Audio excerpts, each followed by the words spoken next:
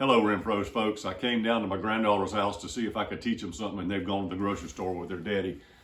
But the time change this weekend reminded me of a customer many, many years ago, probably 35 or more years ago, that came in and she called me Mr. Renfro. She said, Mr. Renfro, I have such good luck planting your turnip seeds because I wait till that extra hour of daylight when we change our clocks. And I just sort of smiled and took her money, and I didn't laugh, but I learned over the next couple of years, she lived a couple more years, I learned that she was an excellent gardener.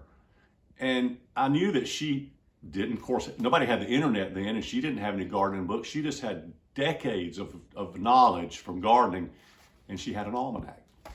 And I learned from her and so many people that an experienced gardener is a great way to learn. And if you want to reconnect with the way your parents or grandparents farmed or gardened, I suggest getting an almanac. Let me show you this thing.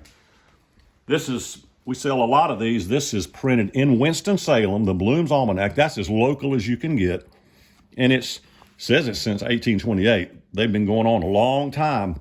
But it's a fascinating book, and it's great. I was going to show my granddaughters. In the table of contents, it talks about astronomy and gardening and fishing and all sorts of things that are due to the signs of the zodiac and to the phases of the moon.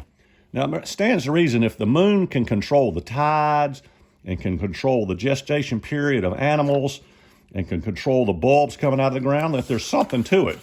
So I'll just go through briefly and show you. This thing has a lot of instructions on how to use it.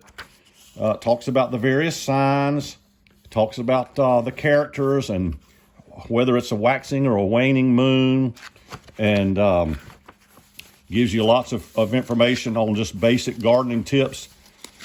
Here's egg incubation periods for all kinds of animals, gestation periods for all kinds of animals, when to cut your hogs and castrate them, and fishing calendars. It's a very good fishing calendar. Look at every month. Tells you when your good fishing days are and when it's not worth going fishing. And then they talk a lot about planets and when the peak activity of various meteor showers are. It's a great thing for children. But I was just going to take an example at this Post-it and say, okay, here we are, March 14th. The last quarter of the moon. We have a waning moon. It's 10:08 tonight.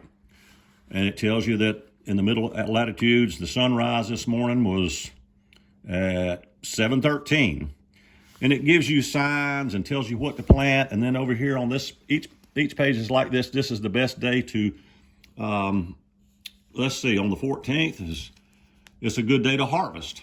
It's not a good day to plant. Tomorrow, the 15th, beware the Ides of March. The 15th is a good day to plant root crops.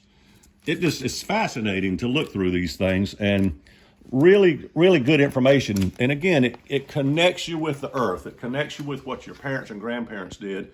And I think it would be fun for the children to learn about the waxing and waning moon, to learn when the meteor showers are. It's got a whole chapter in here on all the planets that are visible and when they're visible. So pick you up a Winston-Salem printed almanac that's been going on for well over 100 years, and I think you'll enjoy it. See you next week.